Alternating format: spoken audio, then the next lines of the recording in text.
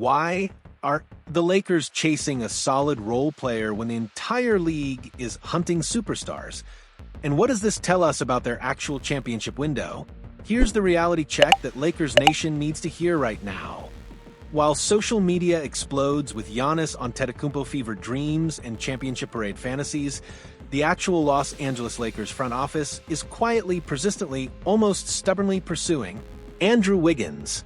Not a superstar, not a game-changing talent, not even a player most casual fans could identify in a lineup. Andrew Wiggins, a solid, unspectacular, defensively competent wing who represents everything this franchise claims it doesn't want to be: cautious, conservative, and playing for incremental improvement rather than transformative change. The disconnect between perception and reality here is absolutely staggering, and it reveals fundamental truths about where the Lakers actually stand as a franchise right now. This isn't the bold, star-chasing organization that landed LeBron James and Anthony Davis.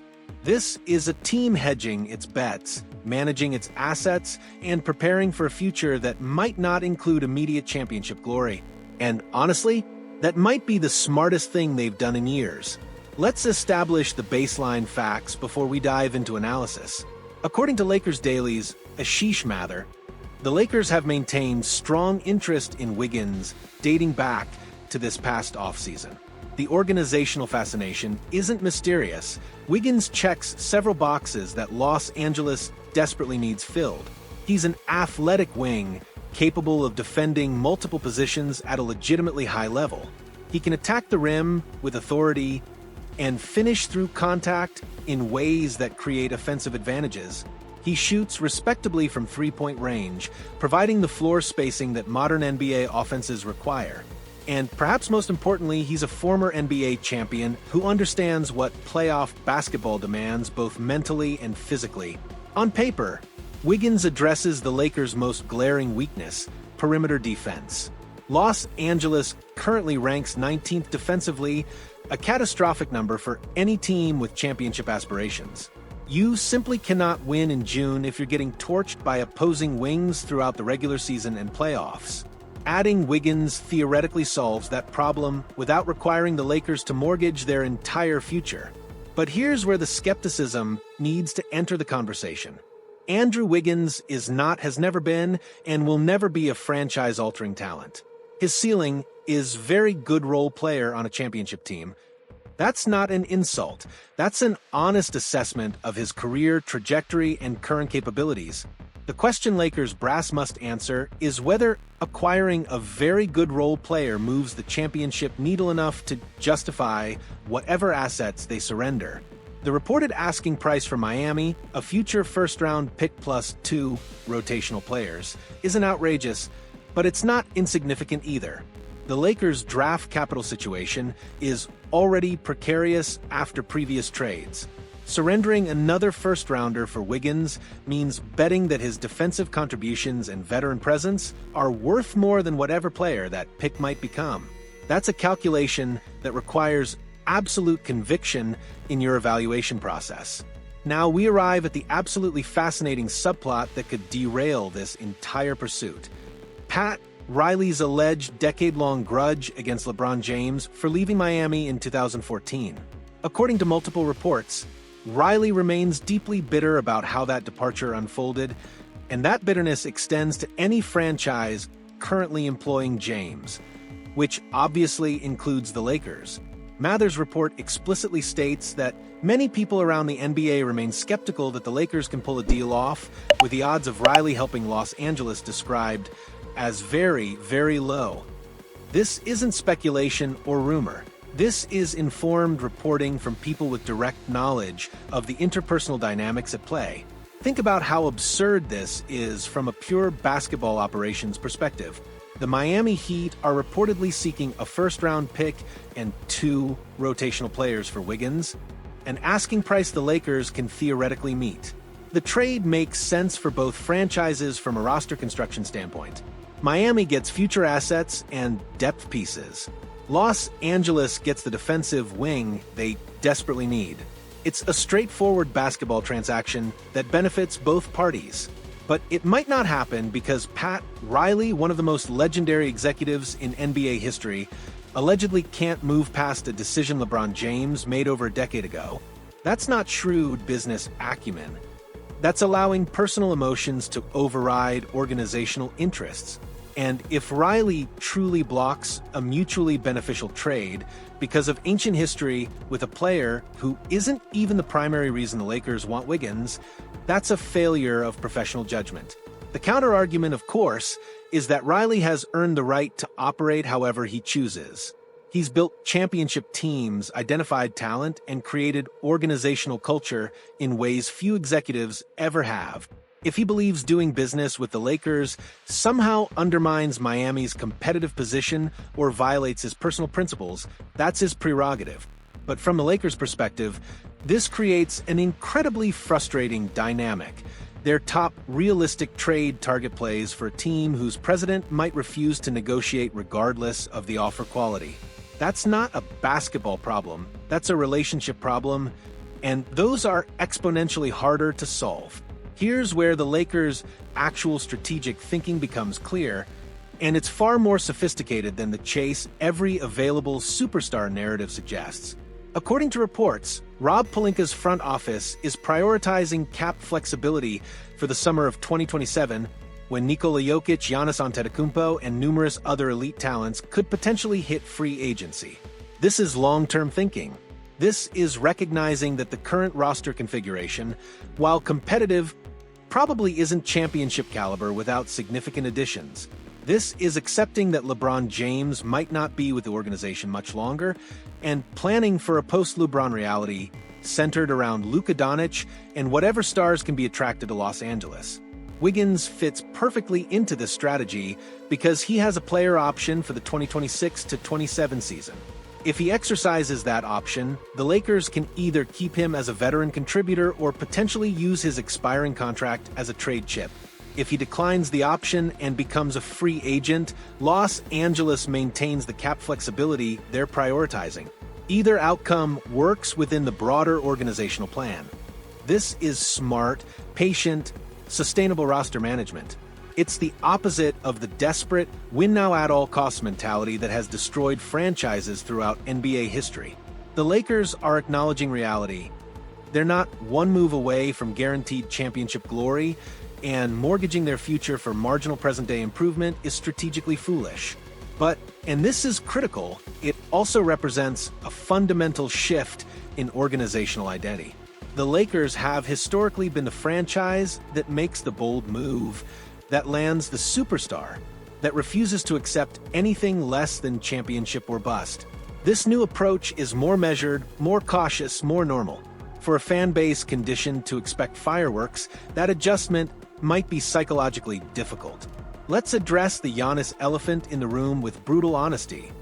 The Lakers are not legitimate contenders to acquire him, and anyone suggesting otherwise is either delusional or deliberately misleading you. Former NBA player Chandler Parsons stated it perfectly on FanDuel TV's Run It Back this week. The Lakers have nothing that the Bucks will want for Giannis. It's physically impossible for the Lakers. Parsons is absolutely correct. Milwaukee isn't trading a two-time MVP in his prime for Austin Reeves, some salary filler, and a single first-round pick. That's not a competitive offer, that's an insult. The Knicks, Spurs, Hawks, Raptors, and Rockets all have significantly better asset packages to offer. The Lakers are bringing a knife to a gunfight, and pretending otherwise serves nobody. This is why the Wiggins pursuit matters so much. It represents the Lakers' actual market position. They're shopping in the very good role player aisle, not the generational superstar section. That's not a criticism, it's an acknowledgement of their current asset situation and competitive reality. The Lakers own exactly one tradable first-round pick. Their most valuable player asset, Austin Reeves, might be untouchable due to his impending free agency and importance to the current roster. They don't have young prospects on rookie contracts who project as future stars. They don't have the draft capital to overwhelm other bidders. They're a franchise with limited ammunition, trying to compete in an arms race. Accepting this reality is the first step toward making smart decisions. Chasing Giannis when you have no realistic path to acquiring him is wasteful and distracting.